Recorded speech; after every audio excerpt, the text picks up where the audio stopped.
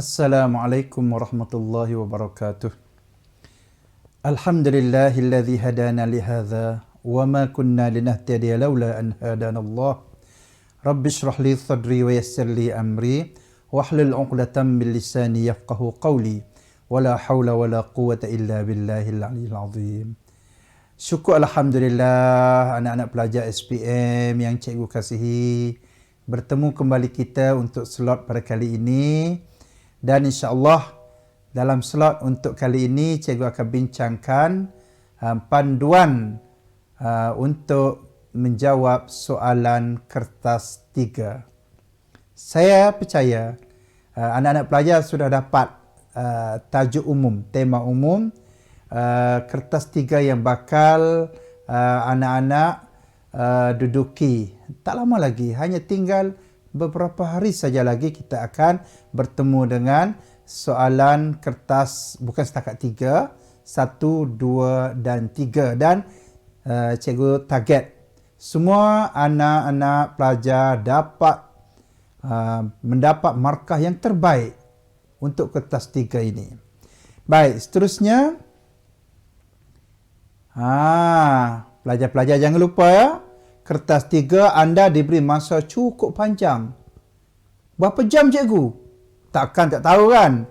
Semua berjumlah 3 jam. 3 jam tu pelajar-pelajar boleh tulis dari pendahuluan sampailah kepada penutup kesimpulan, dan biasanya kita akan gunakan masa 10 minit terakhir untuk bacaan semakan jawapan sebelum kita hantar ataupun dipungut oleh para pengawas. Seterusnya kita akan tengok beberapa kelemahan calon. Pengalaman cikgu lah mengajar, banyak pelajar yang pertama tidak faham kehendak soalan. Anak-anak perlu baca betul-betul kata kunci soalan tu. Nyatakan, jelaskan, kenapa, bagaimana, kena faham. Yang seterusnya, terdapat calon yang campur aduk jawapan. Jawapan, cabaran dengan langkah. Biasanya dalam soalan, langkah dan cabaran itu ditanyakan dalam bentuk berasingan. Yang berikutnya, tidak menulis aspek-aspek penting dalam rumusan. Walaupun rumusan hanya 5 markah, ingat pelajar-pelajar, kalau kita hilang 3-4 markah, misalnya dapat 1 markah je dalam rumusan, itu satu kerugian sangat besar. Tidak patuh peruntukan markah. Markah 5 markah peruntukan dijawab sampai 4 muka surat. Ataupun soalan 20 atau 30 markah dijawab 3 baris. Nampak di situ tidak patuh. Tidak bijak membahagi masa bagi setiap soalan. Nanti kita akan tengok nanti bagaimana masa kita perlu aturkan untuk kita jawab sebaik yang mungkin. Yang kelima, tidak menulis jawapan dalam bentuk esei. Ini cikgu dah pesan berkali-kali. Tolong tulis karangan yang lengkap. Ayat perlu gramatis. Tapi masih ramai lagi pelajar yang buat dalam bentuk sengkang. Dibuat isi sengkang.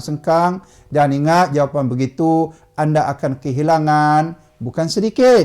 Kalau soalan 100 markah, akan kehilangan kemungkinan 50 markah untuk soalan kertas 3.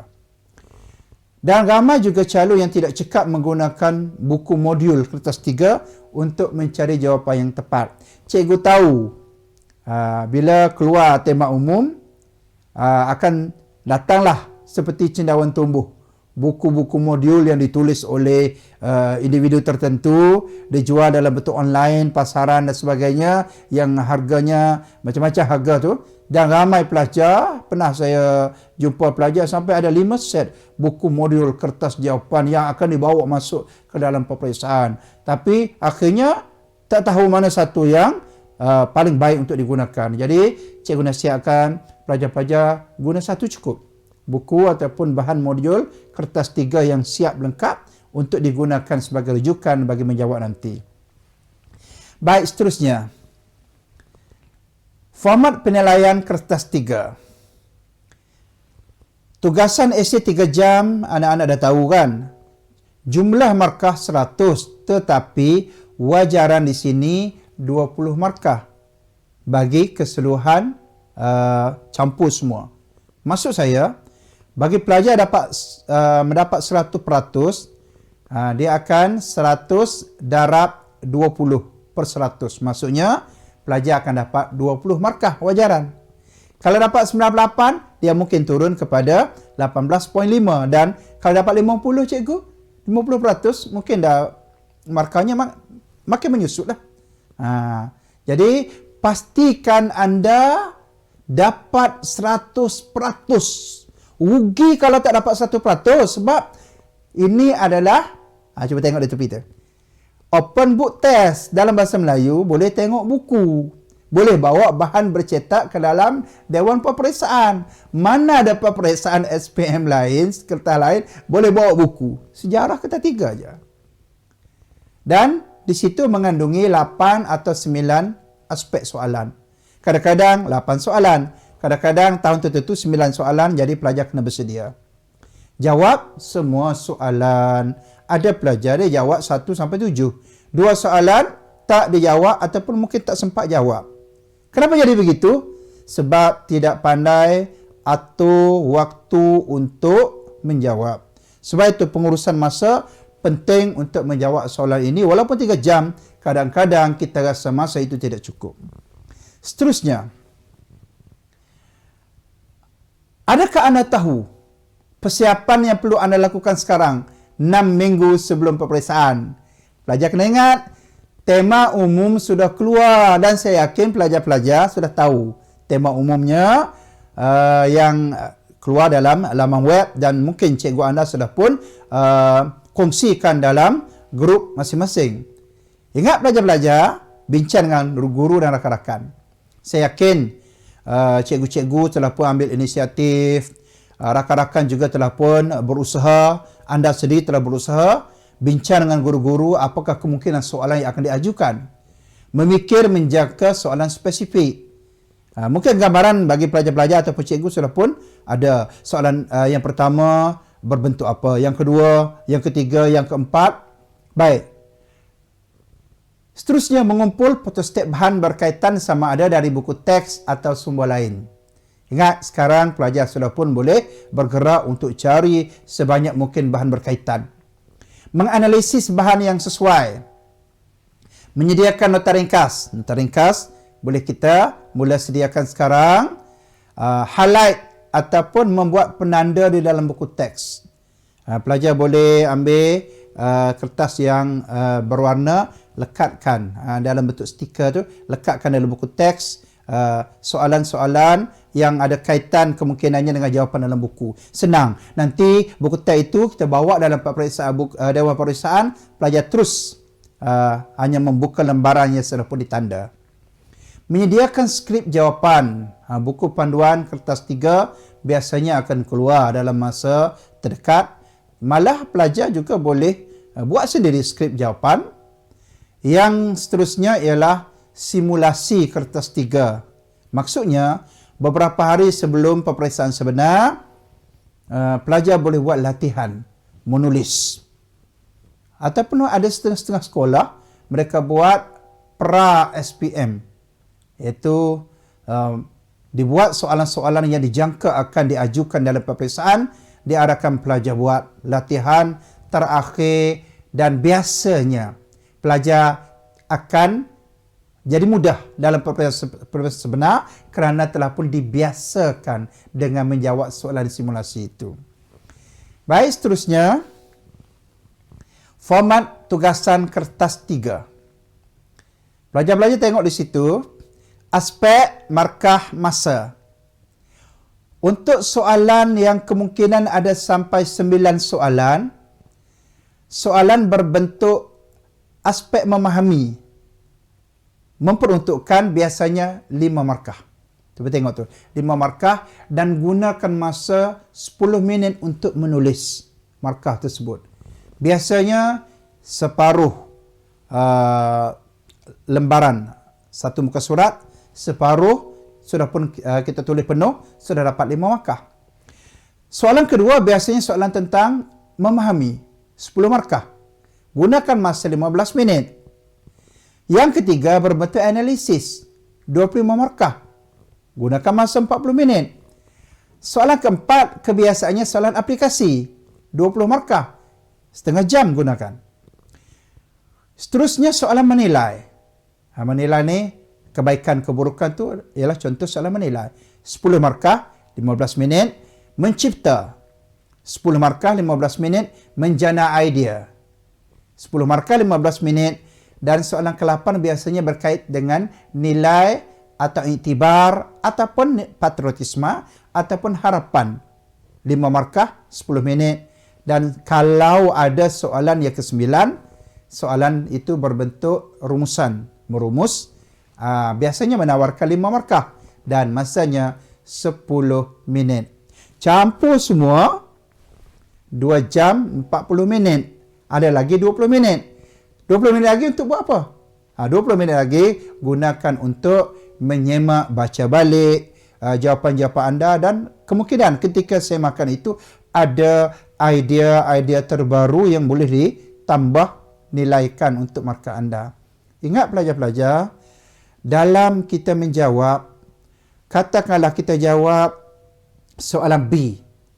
Habis soalan B, muka surat tersebut ada lagi kosong. Skrip jawapan tu ada 6 baris kosong. Pelajar jangan sambung di bawah jawapan itu. Buat di muka surat kertas baru. Kenapa cikgu suruh biarkan kosong? Tak ada masalah, biarkan kosong. Sebab dalam peperiksaan sebenar, ketika menyemak, ketika markah masa berbaki 10 minit atau 5 minit, kadang-kadang ni datang idea baru. Ataupun kita baru teringat. Oh, aku lupa tadi contoh. Masa teringat itulah kita boleh masukkan isi yang terbaru tadi ke dalam ruang kosong yang masih berbaki dalam mungkin 5 baris, 4 baris. Sebab itulah pelajar jangan habis tu terus sambung tanpa meninggalkan baris-baris kosong pada setiap elemen itu. Baik, seterusnya, cadangan pembahagian masa seperti mana saya paparkan tadi. Pembahagian masa, 5 markah, 10 minit, 10 markah, 15 minit, seperti mana pelajar-pelajar tengok tadi. Nanti pelajar boleh salin. Tak ada masalah ini. Lagipun saya yakin cikgu-cikgu anda sudah pun tunjukkan ataupun ajar cara ini. Tapi peringatan di bawah ni. Peringatan. Tempoh masa menjawab adalah berdasarkan jumlah markah diberikan. Jadilah, kalau markah 5 markah, 10 minit masa untuk kita sediakan. Biar kita letak jam di jam tangan ataupun jam dinding ada di hadapan Dewan Peperiksaan. Cuma kita kena pandai atur masa yang sesuai. Contoh, 10 markah disiapkan dalam tempoh 15 minit. Calon perlu beralih ke soalan yang seterusnya apabila masa tamat. Masa yang kita aturkan tadi cukup 15 minit, tinggalkan. Jawab soalan berikutnya. Jangan kita main salin buku teks. Mentang-mentang lah boleh salin buku, kita tengok markah 10 markah. Tapi dalam buku teks tu ada sampai 3-4 muka surat. Ramai pelajar buat kesilapan ini. Ditulisnya sampai habis noktah dalam sub tajuk itu. Sedar tak sedar, masa yang sepatutnya ditulis untuk soalan lain sudah pun dilanggar masa tersebut. Dan akhirnya dihantar skrip 3 jam, hanya sempat jawab sampai 5 soalan. Ini pernah berlaku. Sebab jika kita gagal merancang, kita merancang kegagalan. Sekiranya masih ada masa yang tinggal, calon bolehlah menjawab semula soalan tersebut yang tadi yang tak sempat siap tu. Jika ada masa, okey, boleh undur balik, jawab balik. Seterusnya.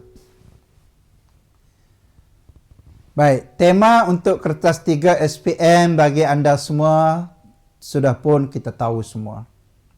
Iaitu tema umumnya Malaysia dalam kerjasama antarabangsa. Pelajar-pelajar boleh ikut cikgu baca ya. Perang Dunia Pertama juga dikenali sebagai The Great War ataupun Perang Besar yang pernah diketahui oleh manusia. Perang tersebut juga menandakan bermulanya konflik antarabangsa yang lain dan meninggalkan kesan yang besar terhadap dunia. Baik, kita kaji kehendak soalan tema itu. Yang pertama, pelajar perlu tahu tu, iaitu perang besar yang pernah diketahui oleh manusia. Kita fokuskan Perang Dunia Pertama. Perang tersebut juga menandakan bermulanya konflik antara bangsa yang lain. Maksudnya, dia membawa kepada perang yang berikutnya. Dan dalam konteks kita sekarang, Perang Dunia Kedua. Dan juga Blok Dunia. Dan meninggalkan kesan yang besar terhadap dunia. Kesan besar ialah kesan peperangan tersebut. Di situ nampak ada 3 perkara yang kemungkinan akan ditanya dalam SPM tak lama lagi. Seterusnya, kita tengok. Saya yakin pelajar-pelajar sudah ada bahan-bahan yang cikgu-cikgu anda fikirkan, buatkan, simulasikan untuk anda. Jadi hari ini cikgu nak bincangkan berkaitan dengan pembahagian tersebut secara umum. Nak bincang semua mungkin masa kita tak cukup secara umum. Kita tengok. Ingat pelajar-pelajar, soalan 1, 2, 3 dan 4 kebanyakannya diambil jawapannya dalam buku teks. Kita tengok soalan yang 5 markah. Soalan pertama yang perinciannya ialah tentang pengenalan. Contoh. Jelaskan tentang konflik antara bangsa yang berlaku pada pertengahan abad ke-20. 5 markah. Saya tak cakap soalan ini akan keluar, tapi soalan ini kemungkinan akan ditanya. Kemungkinan tentang konflik antara bangsa. Situ 5 markah. 5 markah maknanya berapa minit tadi? 10 minit kan? Kita gunakan masa 10 minit untuk jawab soalan itu. Dan jawapan tersebut terus rujuk dalam buku teks. Kemudiannya soalan kedua ialah perincian tentang faktor-faktor konflik antara bangsa. Contoh di situ. Terangkan faktor-faktor yang membawa tercetusnya Perang Dunia Pertama 15 markah, Perang Dunia Kedua 15 markah. Markah penuh 30. Ingat pelajar-pelajar, beri perhatian kepada soalan ada pecahan. 1 dan 2. Maknanya 15 minit, 15 markah, 15 markah bagi setiap perang itu, jawapan perlu seimbang. Jangan pula tulis Perang Dunia Pertama panjang lebar. Perang Dunia Kedua 4 baris ya. Menampakkan kita tidak seimbangkan jawapan, sedangkan jawab markahnya adalah seimbang. Maksud saya, Perang Dunia Pertama perlu ada 15 isi. Perang Dunia Kedua 15 isi juga, baru dapat 30. Dia tak akan dapat Perang Dunia Pertama pelajar-pelajar tulis sampai 25 isi. Perang Dunia Kedua 15 isi. Dia tak akan jadi 25 campur 5. Tak akan dapat 30. Dia akan hanya limitkan terhadap maksimal 5 isi, 15 markah. Tu. Ingat. Kemudiannya soalan yang ketiga, kemungkinan konflik-konflik antara bangsa. Terangkan kesan Perang Dunia Pertama dan Kedua. Tengok. Perkataan dan serta atau. Pelajar perlu tengok betul-betul. Kalau kesan Perang Dunia Pertama dan Kedua bermakna 15 markah, boleh buat 8 markah, 7 markah. Ataupun 7 markah, 8 markah. Kena seimbang. Tapi kalau soalan itu, terangkan kesan Perang Dunia Pertama atau Kedua. Justru pelajar kena pilih. Sama ada Perang Pertama ataupun Perang Kedua. Kadang-kadang soalan boleh keluar, terangkan kesan peperangan terhadap dunia. Dalam soalan berbentuk begitu, pelajar-pelajar tulislah secara umum kesan peperangan yang di luar buku pun pelajar tahu kan, kesan peperangan antaranya berlaku kemusnahan harta benda, banyak nyawa terkorban, negara yang kalah terpaksa membayar pampasan perang, inflasi berlaku, rakyat hilang pekerjaan dan banyak lagi lah. Pelajar-pelajar boleh cari dalam internet, dalam mana-mana buku, majalah, malah dalam buku teks kita pun ada kesan-kesan perang pertama dan juga perang yang kedua tadi. Biasanya soalan 60 markah itu dari buku teks. Kita 100 markah kan? 60 markah itu ditanya dan jawapan ada dalam buku teks. Baik, sebelum saya lupa, kita tengok dulu nombor 4 tu. Langkah ke arah matlamat Malaysia sebagai sebuah negara bebas konflik antarabangsa. Itu soalan yang kemungkinan. Cadangkan langkah-langkah menjadikan Malaysia sebuah negara yang bebas daripada konflik antarabangsa. Untuk menjawab soalan ini, pelajar-pelajar 15 markah, cuba pelajar cari 15 cara untuk menjadikan Malaysia sebuah negara yang bebas daripada peperangan. Contohnya, katakanlah pelajar ada idea menyelesaikan sebarang konflik melalui rundingan. Malaysia boleh menjalankan hubungan diplomatik dengan semua negara di dunia tanpa mengira ideologi sama ada komunis ataupun kapitalis. Malaysia mengadakan hubungan dagang. Malaysia menyertai hubungan sosial seperti sukan, kebudayaan dan seumpamanya. Jadi pelajar boleh carilah isi-isi tersebut yang kemungkinan penting untuk kita jawab dalam SPM tak lama lagi. Seterusnya, kita akan tengok soalan yang kelima sampailah yang ketujuh. Ataupun 5 dengan 6 dulu kita tengok. 5 dengan 6 biasanya soalan yang berbentuk di luar buku. Kalau dalam slide ini, contoh soalan tersebut, sumbangan Malaysia dalam menjamin keamanan antarabangsa 10 markah. Berdasarkan pengetahuan anda, jelaskan sumbangan Malaysia dalam menjamin keamanan antarabangsa. Jadi pelajar boleh masukkan contoh. Juga ada dalam buku kan.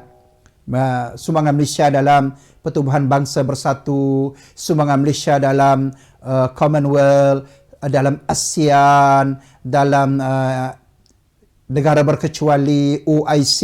Yang itu kita boleh masukkan sebab semua sumbangan itu ke arah menjamin keamanan antarabangsa. Jadi tak susah kan? Jangan kita fikir soalan macam ni susahlah cikgu, soalan berbentuk antarabangsa, saya tak minatlah isu-isu politik. Ini bukan isu politik. Ini kita belajar tentang isu antarabangsa. Dan ini mematangkan kita semua ni. Jadi dalam buku teks pun ada, pelajar boleh cari dalam laman web di mana dalam internet banyak. Klik je. Sumbangan Malaysia dalam menjamin keamanan antarabangsa termasuk isu terkini.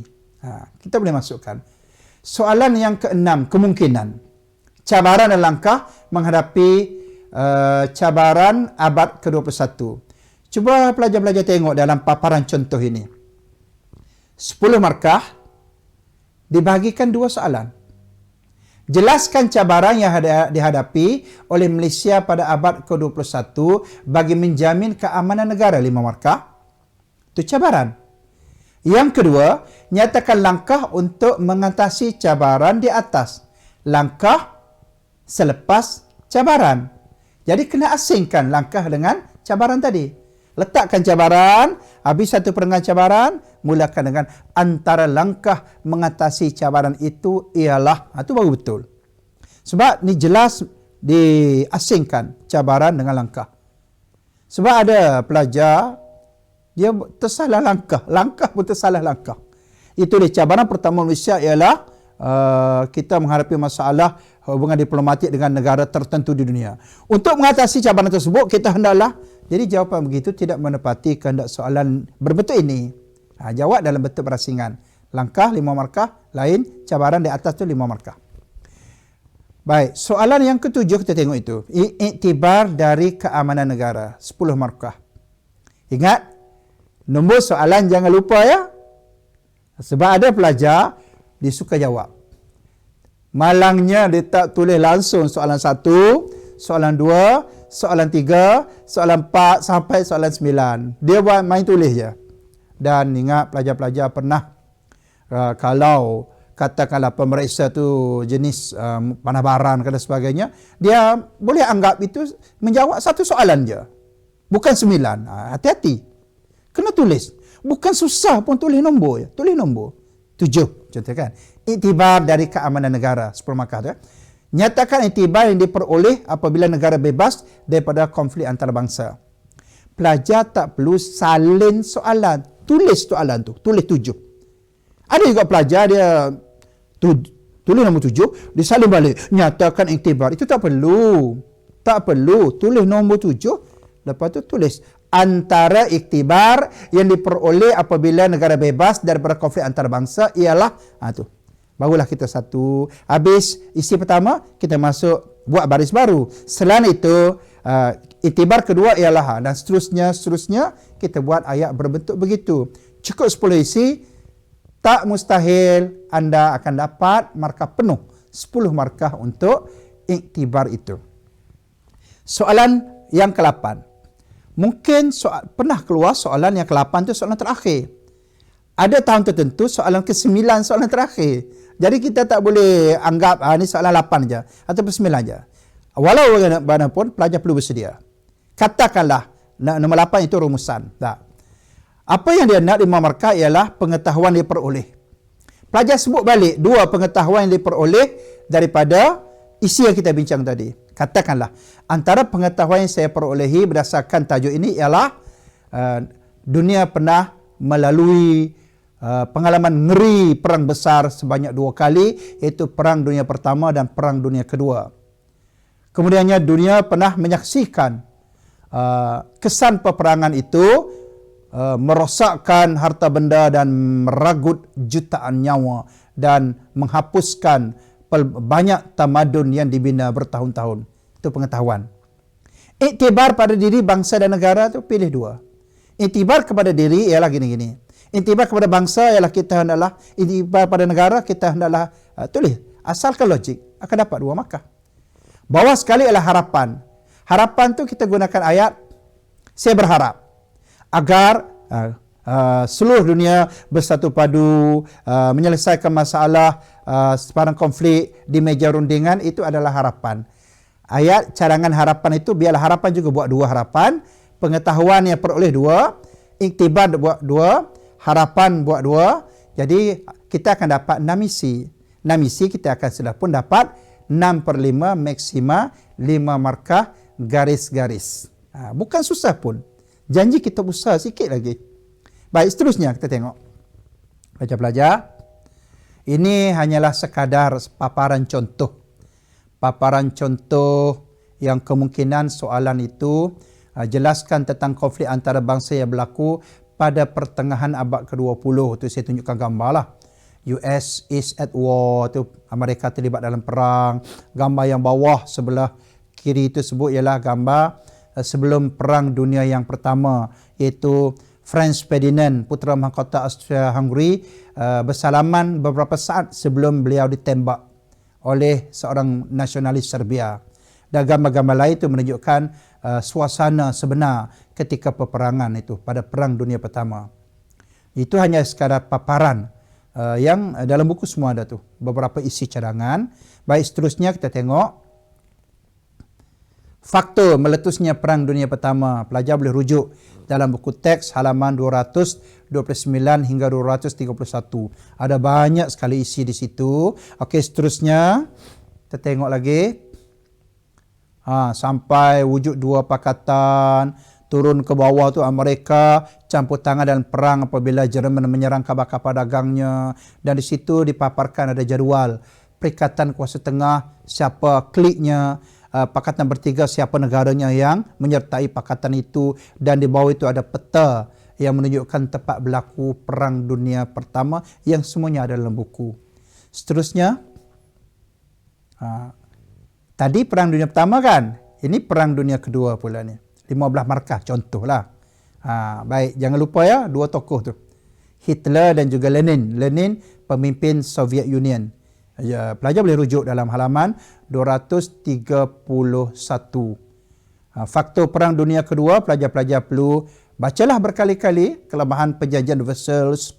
Kemudiannya Jerman tidak puas hati, munculnya Adolf Hitler melalui partinya National Socialist. National Socialist itu parti Nazi, Nazi Jerman, mengikari perjanjian Versailles.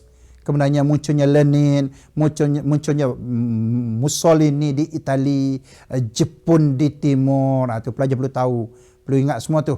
Nanti akan diguna, penting ni untuk kelas 3 nanti. Seterusnya, tu dia banyak tu isi tentang Perang Dunia yang Kedua yang pelajar-pelajar jangan lupa gunalah nanti untuk jawab soalan dalam SPM sebenar nanti. Seterusnya kita tengok kemungkinan lah soalan kesan perang yang saya sebutkan tadi tu.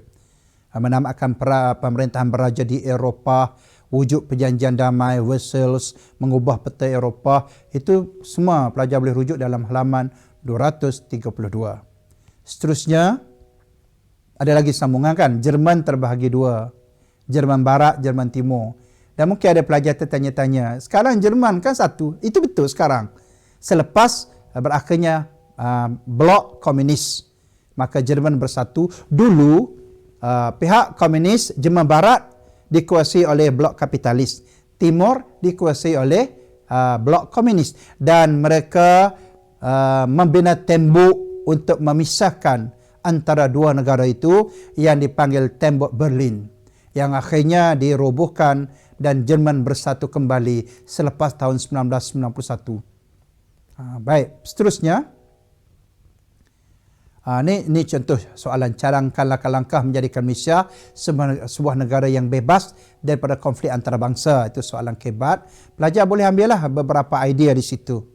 Saling mengamalkan akhlak mulia, bertolak ansur, mengutamakan kesabaran, mengutamakan perpaduan, berbincang secara harmoni, mematuhi piagam PBB, tidak mudah menyerah kalah, melantik orang tengah, itu antara isi-isi yang boleh kita gunakan nanti.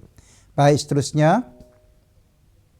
Soalan 5 juga, soalan kebat, sumbangan Malaysia dalam menjamin keamanan negara antarabangsa, boleh gabungkan elemen kebat dengan elemen apa yang kita tahu. Dan boleh tambah, dalam buku teks pun ada di situ. Cuba tengok secara ringkas. Terlibat dalam ASEAN, menentang apartheid, menganjur sukansi Commonwealth, wujudkan Reksam, menyertai UNESCO, wujudkan Mafilindo, tuan rumah COGEM, kita menjadi pengerusi Perhimpunan Agung, Tan Sri Razali Ismail sebagai pengerusi menyelesaikan isu konflik Myanmar. Semua dalam buku teks itu. Dan boleh tambah sekiranya ada di luar buku teks. Baik, seterusnya. Baik, pelajar-pelajar sekalian, itulah soalan-soalan yang ada kemungkinan kita tengok di situ.